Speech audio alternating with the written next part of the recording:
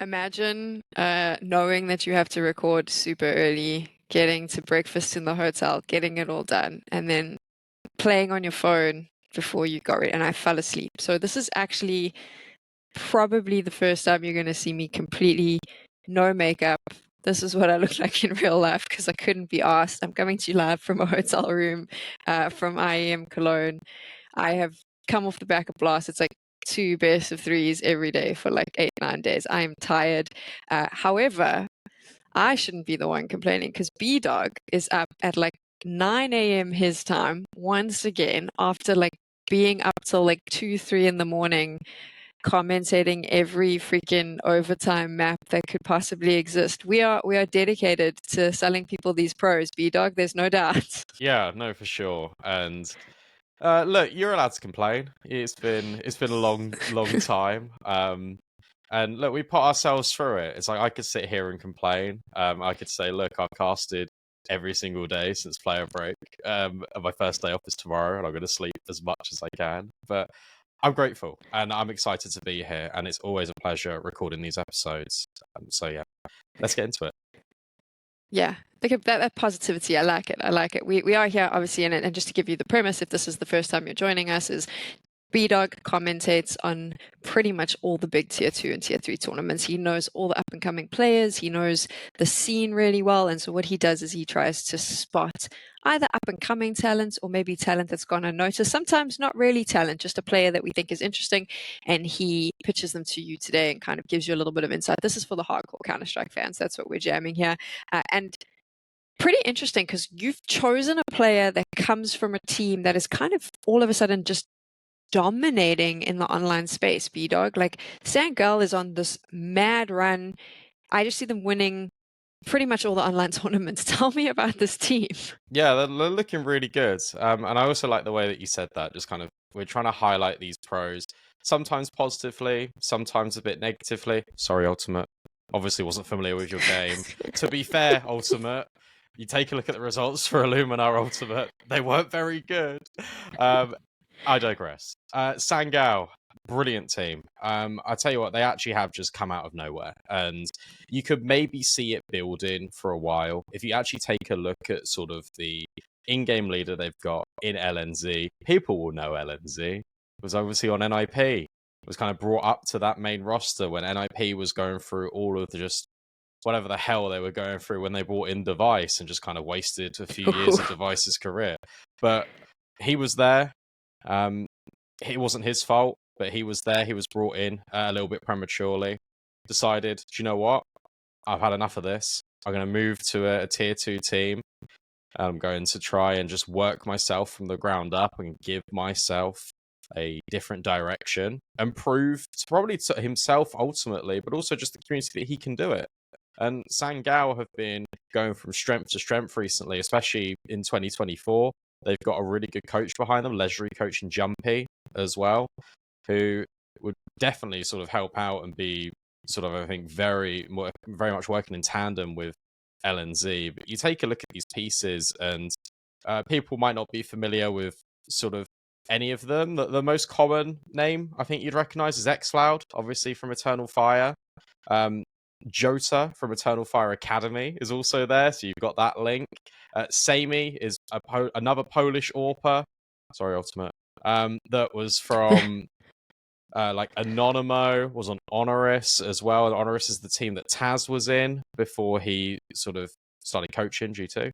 And then you've got Youngster, who's, funnily enough, just a really young dude, Swedish guy, used to play on Metasport. So they're the names probably in order that you'll recognize the most, like LNZ, xCloud, Jota. I think probably Samey more than Jota, but anyway, Youngster. They've been winning everything, and they've been winning everything back to back, and it has just been really good watching them because the structure that these guys have, that Sangal have got, especially at like a tier 2 level, is ridiculous. Like, it is so good. And I think what is the most beautiful thing about this is that everyone is on the same page. And that can be really difficult to find when you're in tier 2. When you're playing so many officials, it's how do you sort of be so consistent whilst playing the amount of games that you are. We've already spoken about, well, these guys are playing every single day. How can you sort of watch demos offline and get better? Where's the hours in the day for you to scrim when you're playing like 2 officials a day? For context, like there's a team called Zero Tenacity who have just played their 100th Anubis in 2024. Just Anubis. Holy shit. Right? So it's like, that's the level these guys are grinding to. It's the same with all of these teams. And it is just a ridiculous task. And I give full credit to Sangal because they've been brilliant. I'm always curious with these organizations of like whether or not it's an organization that has tier one aspirations or it's an org that's kind of quite happy to play in the tier two, tier three space, maybe doesn't necessarily want to push out.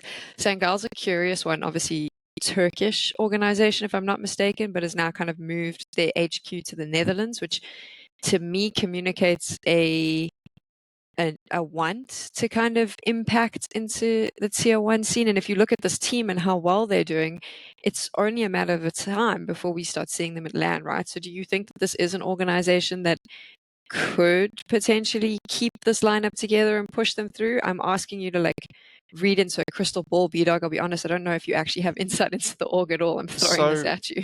I don't have direct insight into the organization, but what I can tell you is when I first started casting, Sangal were one of the teams that I first started following. And what's been clear about this organization and like, I suppose their transfer policy, the way they set up their teams normally, is that it is young players that they want to give opportunities to.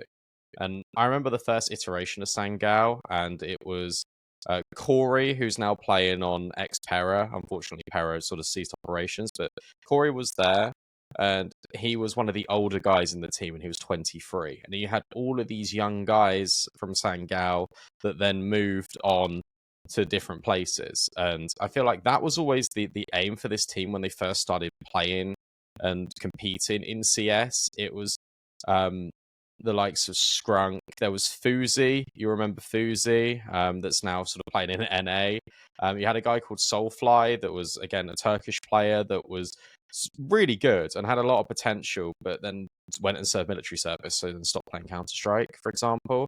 But it's these guys that are like 18, 17 that are sort of ones to watch and ones that would move into like bigger and better things.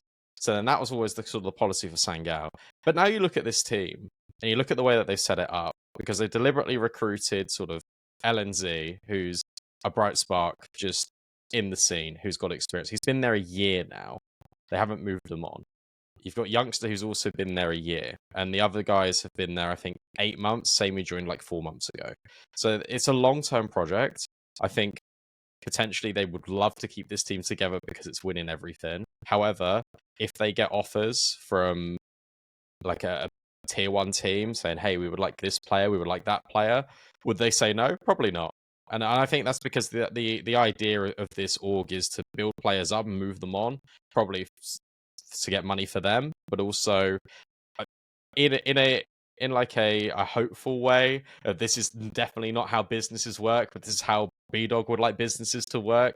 Sangal always strike me as the org where they've gone, oh, we've given you a chance, go on, go develop. And yeah, that's in my head. That would be great if they see it like that. They probably don't. They see it as a business opportunity, but I don't think they'd hold them back.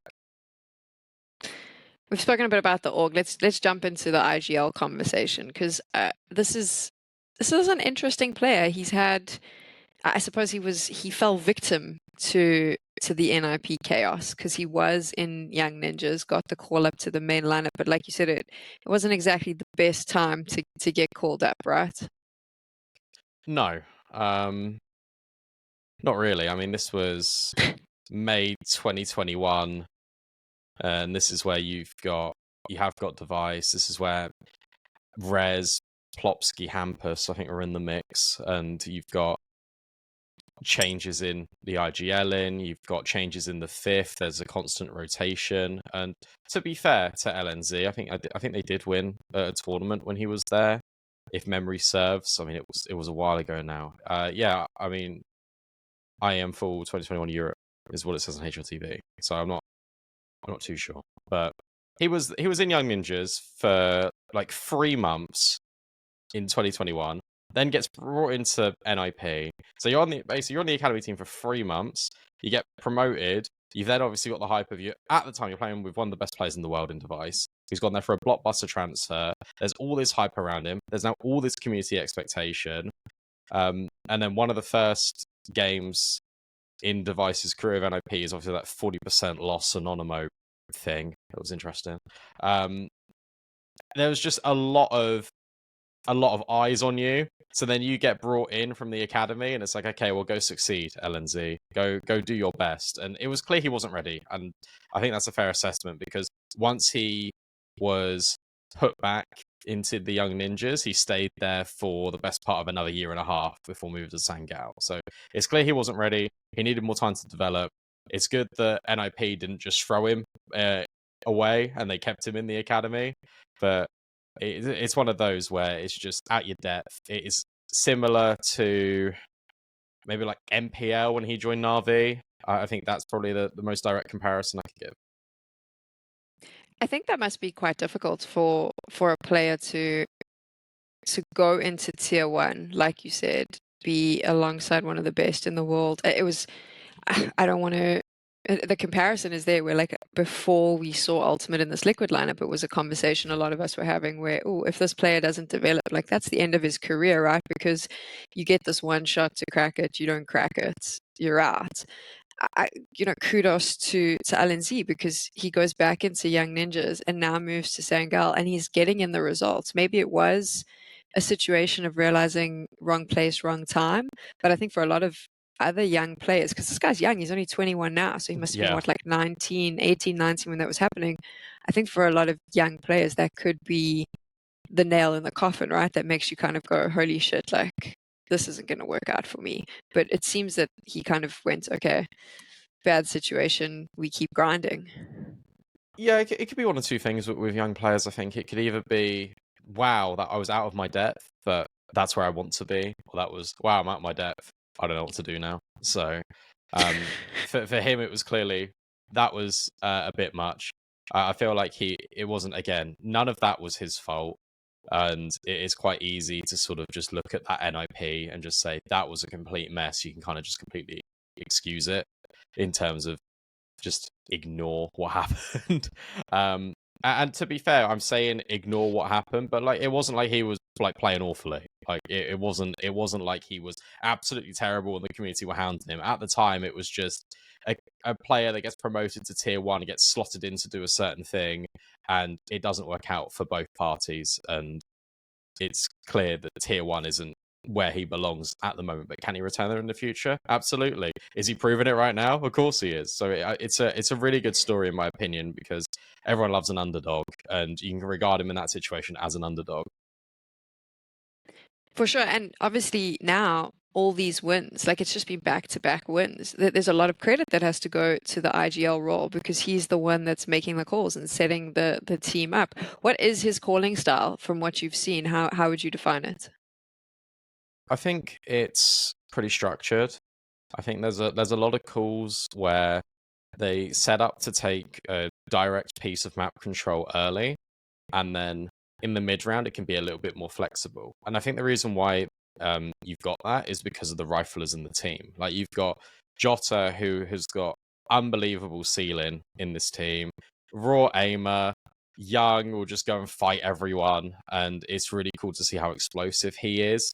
You've got youngster who will go and lurk on T side, and nuke, for example, like Sangal's T side nuke is just brilliant because it's so unpredictable, because they can hit you with basically the same round, like the same smokes, and then they'll change just a timing. And this is like really in tier 2, if you're doing this where you're basically running the same thing maybe 2 or 3 times in a row, but you are changing maybe either a smoke or a flash timing, or the time in which you walk and kind of take the space, that is very high level, and that will easily catch another team off guard. And Sangal just do it so freely. But then also what's brilliant about this team is that you can maybe set Sammy up for an aggressive pick, but he can also hybrid, and he can just sit back and be a much more supportive element.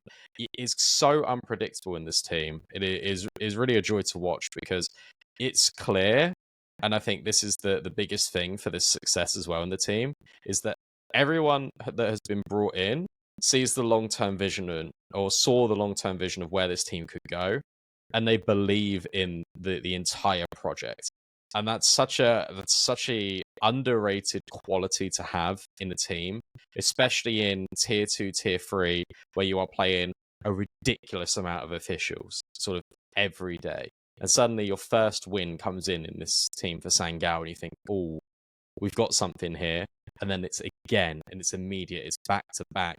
Suddenly, all this hard work that you've been doing pays off, and people will then be even more invested in what these decisions are.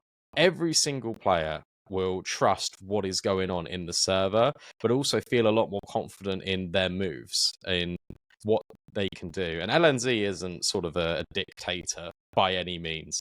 Like, if people think they've got plays, they will go for plays. But what it's kind of this beautiful formula of the more confident you get because you're winning, the more confident plays you can then go for. Then suddenly that's more ideas that LNZ can sort of implement. That's more technical stuff that Jumpy can maybe call a pause for and just say, okay, well, I'm noticing this trend. Maybe we can go and exploit this area of the map, for example. And then you got the calls out of spawn as well. I mean, this Sangal team really does have everything.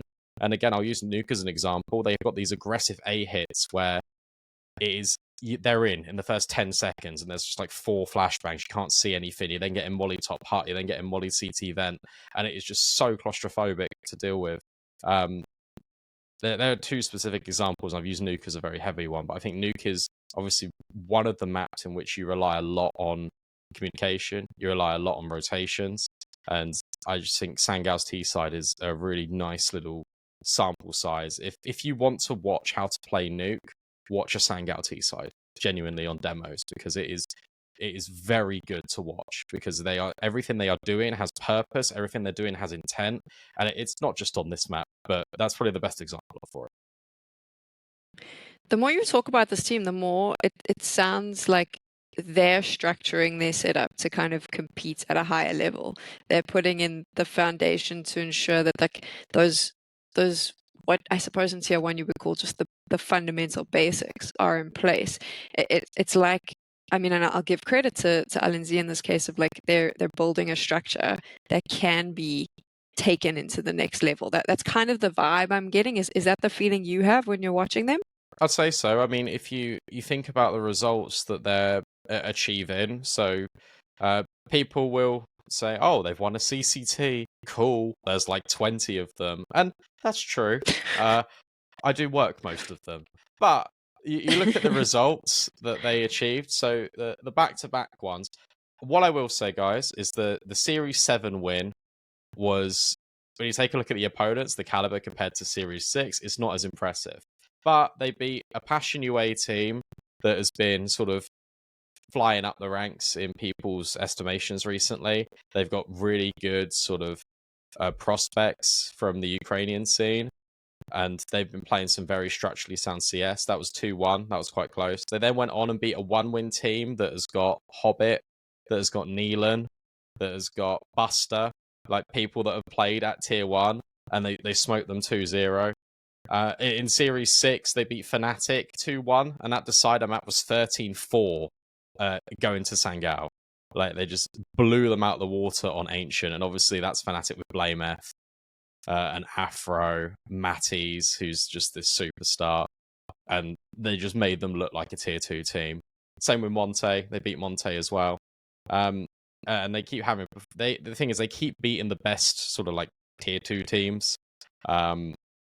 And it's interesting now because we're going to have to redefine what a tier 2 team is, because according to Valve's rulings, if you want to host a tier 2 event and you want to invite teams, it's now rank 9 on their Valve ranking systems. So I think Valve are now kind of giving a direct thing. Okay, 9th and below, tier 2 in Valve ranking system. So maybe we can squeeze some different teams in now. But I think looking at where we are currently, yeah, Sangal have been beating a lot of teams that are sort of regarded as some of the best in tier 2 right now. They've been also looking comfortable whilst doing it. So to answer your question, yeah, it does look like they are building to compete and look competitive. when they go. And I think the reason for this as well, potentially for Sangal, just as an org, is I remember when they went to the RMR. I think it was the Rio one. I should have fact checked this, but anyway, they went to an RMR, and they were so close to qualifying, and it was heartbreaking results after heartbreaking results for this team. Completely different team to what it looks like now. You had QB on this team that's actually now playing for Fnatic. But the structure for that team was a little bit rough around the edges in the mid round.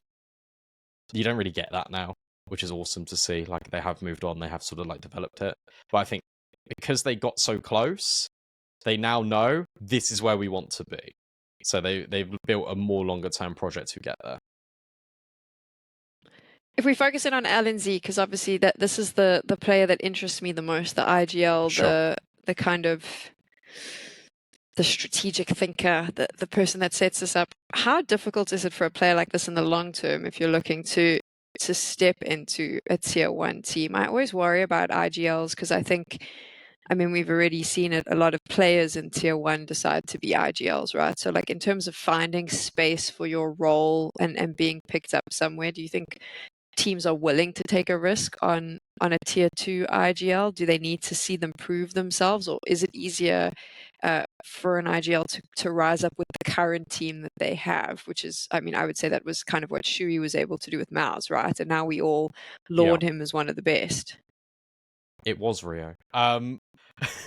Yes. Good job. Thank you. I should just make sure I was right for the viewers. Yes, but also take a look at some of the IGLs that have moved into Tier 1 CS over the last 18 months. Kixan, where's he come from? Well, he came from Apex. Where did he come from before then? Blue Jays. And then, okay, Hooksy. Didn't work out, but he was still in G2. Where was he before? Copenhagen Flames, this tier 2 team that made waves, making majors. And then I had another example literally right at the top of my head. And it's escaped me, but we'll come back to it. ZTR's just joined Gamer Legion from Metasport. That's another one. There is trajectory there. There's definitely a lot of scope for LNZ to get a call up, and I think teams do value sort of the grind set, and if you've got the portfolio to back it up in tier 2, which is kind of the thing is, you got it quite. You don't got it good in. You do have it good in tier 1 compared to tier 2 because you're not playing as much CS. That means that you can really work on your structure.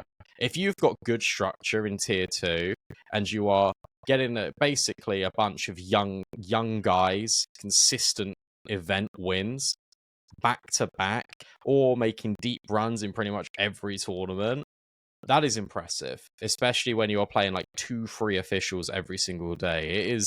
It is like a barren wasteland out here. Like, it is all for like all for one. Like, you're just fighting every day on the server. Oh, do we sacrifice some sleep tonight, guys, to do some offline?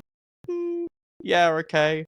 So spend a few extra hours. Like, we've got to make sure that we're doing our recovery. There's no like in tier 2. Like, I don't think you get like many like sports psychologists or like well-being coaches and stuff. Like, once you make it to tier 1, it does open up doors, and there is definitely a pathway there. I think if you can see that the LNZ, for example, has also got tier 1 experience from being on NOP.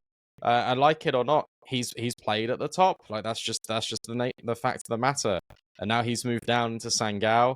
He's been on this Sangal team a year, and they are now producing these results. So, in terms of career trajectory, maybe there's not as many options in terms of like how readily available an in-game leader position could facilitate, but it is sort of well documented that in the last 18 months that people have looked in tier 2 and gone, oh, okay, well, we'll give you a go. What do you like about his play style, not just as an IGL, but in general, and the roles that he takes up? I think it's the thing with LNZ is it's always very selfless, and it's very much the good of the team rather than for the good of himself. And to be fair to him, I'm just taking a look at his stats. Like his stats like a 1.03. Like a lot of people look at this and go, "Oh, well, CS2, the rating's been inflated on HLTV." Um, but at the same time, like it's not bad. Like it really is not bad, especially when you've got players on this team that are like 1.15 in xCloud and Jota. The thing about Sangal is that they've got really aggressive riflers that can go and open up space, and then it is a lot of mid rounding to sort of get the best out of them. Roles LNZ plays, he's a lot more passive compared to like xCloud Jota. He'll be sort of trying to set them up with utility. He'll be sort of trying to like be with the pack when they go into an execute. And more often than not, it is kind of like a pack based approach if they're like going into a site. And he'll be with the bulk of the people if they're going for a split, etc. He's a very selfless guy, and that does, I think, marry up quite well with his in-game leading. Because he's not like a Carrigan where he'll just sort of like sacrifice himself and then call after he's dead. He's very much, I want to be alive because his life is still valuable in the round, but he also wants to make sure that he's got himself in the best possible position to sort of go, okay, I think we can probably do something here. I think we can maybe just twist this into a bit more of a success story. So in terms of his roles, like it's nothing like a lot to comment about, to be completely honest with you, because it's more what he's doing on a macro and micro level in the server that is more interesting to me. I think one of the things that isn't maybe coming across, I think it is coming across, but I want to highlight it a little bit more is BDog is so incredibly passionate about this team, because when you were pitching this player to me and pitching Sangal as a whole, you were so positive about all the pieces. And like you mentioned, that there's just so many good things. And it's very clear to me that like working and commentating on this team has really like fired up this passion in you. What is it about Sangal? I mean, you've obviously walked through, they've won a lot, they're structured CS, but what is it about this team that's kind of getting you all riled up and excited? I think I've said this in a previous episode, so if I sound like a broken record, I'm sorry. But the difference between what makes a tier 2 team like good and a tier 2 team competing and potentially going to be the next up is the timing of your reactions on CT side particularly, but also on T side.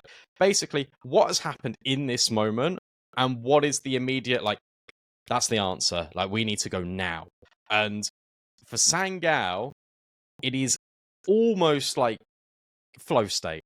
There's something will happen on the map, and immediately this team will go, "Oh, we need to just do this."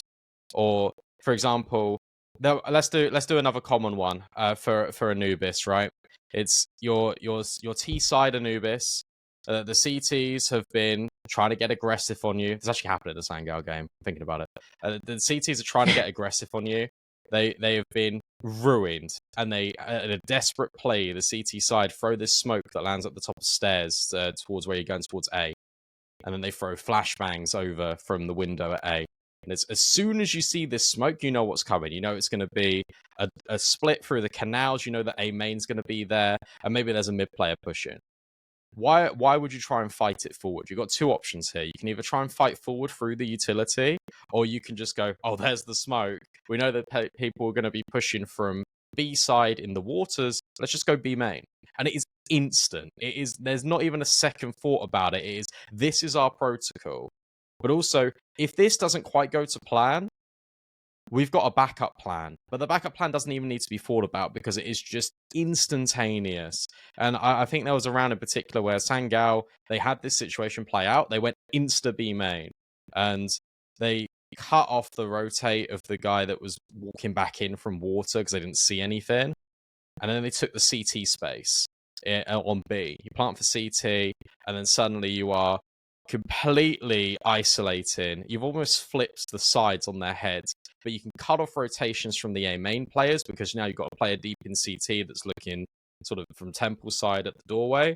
You've then got a player that is just sat B main with your as the AWPer, but you've also got another rifler that is tucked in just holding his flank. Like, everything is covered and everything's got a bailout clause because even though you're disjointed, you're still in a crossfire. So the CT setup falls, you still got B main. If the B main guy dies, you've then got potential for a quick trade, and then you've got the CT players that can just swing from all these angles. They've even got the potential of wrapping. It is instant. It is so fast, and that is the difference. It's not, let's take 10 seconds, let's take middle on Mirage and sit there for 30 seconds with the map control and then not know what to do with it. It is, we've got map control, okay, what's next in our little plan, in our little checklist?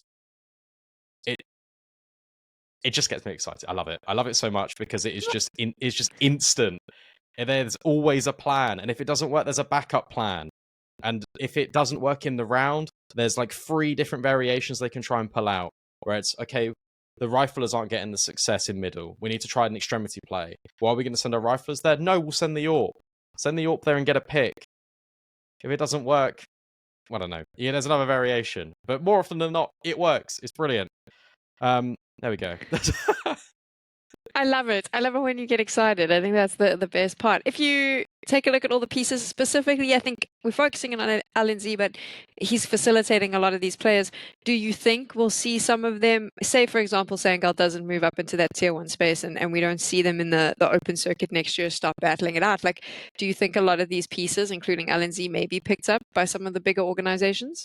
I can see Jota definitely go in. I think Jota is an incredibly aggressive entry, and he, at the moment, he's kind of trying to work out that balance between playing team CS and playing risk-based individual CS, where he feels like he can win a round for his team.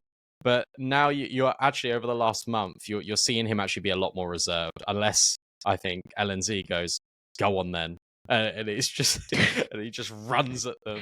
He just kills them. Jota's definitely got like the highest ceiling on this team. Definitely is Jota when it comes to sort of a rifling world. Maybe Sammy could go down the same path as Ultimate and get picked up. I think Sammy is just a very reliable piece for what he does. Sammy reminds me a lot of he's like a Polish Acor. I think it's probably like a good comparison.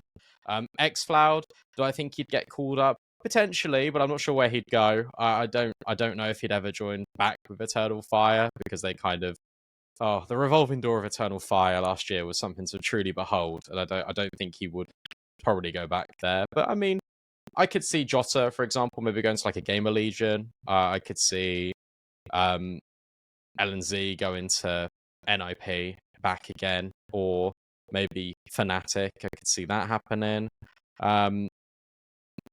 It depends. It depends on a lot of things. I don't know what the situation is going to look like in Tier 1 CS. I don't know what the calendar and everything changing next year is going to do to events and how that affects rankings. But to answer your question directly, LNZ, yes. Jota, out of the rest, probably Jota. I'm just asking you to like pick up a crystal ball, make some predictions, maybe like in a couple of... Sometimes they're right. Fun. Sometimes they're ultimates, but I'm thinking like it might actually be fun in a couple of episodes to recap, maybe after the major, just before the player break, maybe after the RMRs, we can recap some of the calls we've made on some of the players and go back and have a look at how those pan out. That might be fun, but Snow's we're focusing playing well. in on LNC. Snow's playing really well. Like, I'm very excited. I'm actually, by the time you watch this, IEM Cologne will be over, but I'm actually on the desk for one of his games today for the first time, and I'm very, very excited because I'm attached to him now. I have all these clips of him as like a small child streaming, so there's a little bit of bias that's going to come in. Please play well, Snow. Please play well today. Yeah, please, for our sake. But we are talking about LNZ, so yes. We're at that point of the show. We know how this one goes. I need you to sell me this pro, BDog. Okay, LNZ got put in the NIP sort of clusterfuck, and you and you can't hold that against him. And then he goes to young NIP. He spends time developing in the Academy project, and to be fair to Ninjas in Pajamas, the Young Ninjas project's really good because it does give them a stable place to sort of develop and sort of grow, and also just kind of enjoy what they love, which is playing CS at a young age. Goes to Sangal, has been in this Sangal outfit 1 year, has currently won back-to-back Tier 2 tournaments, and it's not just CCTs, they've also won RES. They're also looking really strong against some of the Gatekeeper 1.5 teams. Destroy Fnatic 13-4 in a grand final decider map. This team's exciting because you actually look at the face of it. The ordinary viewer that isn't too sure in Tier 2 CS, you go, who are all these guys? I know LNZ, and yet they're winning everything. Doesn't that speak volumes to LNZ? To have such a young team that is playing CS at a very high macro level, that is immediately having these variations that they can just spin into on the fly. LNZ's got a very good read of the game, and they have got official practice on official practice. They've now got the online trophy cabinet to back it up. He deserves another chance at Tier 1, surely, doesn't he? How much am I investing? Ooh. Oh, see, this is a great question, actually, because it depends. And the reason why is investments, if we're treating it like this. If you're looking for LNZ to be on a Tier 1 team in the next year, I think that's unlikely. Do I see Sangal maybe pushing the envelope a little bit and kind of getting a RMR run, because they're in the close qualifiers for it? Yeah, I think they could definitely make the RMR. Do I think they could make the major? If they keep going on the trajectory, I think they could. And then that improves stock for all of these players. That's where the most eyeballs are on them. So, hey, if they can, there's a lot of if, buts, and maybes. I would say I'm 50-50 on LNZ returning to Tier 1. This is more of a, I really like what this team is doing at the moment. I got really excited, and I wanted to tell you about it. I'm glad you did tell us about it. I'm excited now as well. I kind of, there's a part of me where, like, we're doing this about the focus on the player. Oh my but god, now they I'm won like, Challenger League as well. Sorry to cut you off. They won Challenger League. So they're going to be at Pro League. So we're going to see them at Pro League against these teams. That's exciting too. Sorry.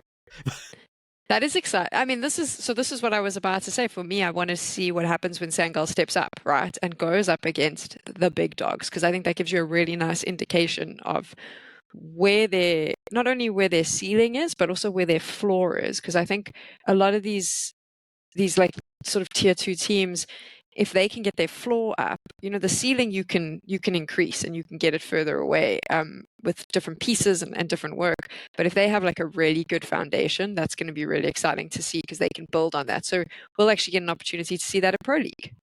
Their group's hard. I just looked at their group on HLTV. Oh no! In Sangal's group, which is going to take place in about a month. So currently they're going through a purple patch of form.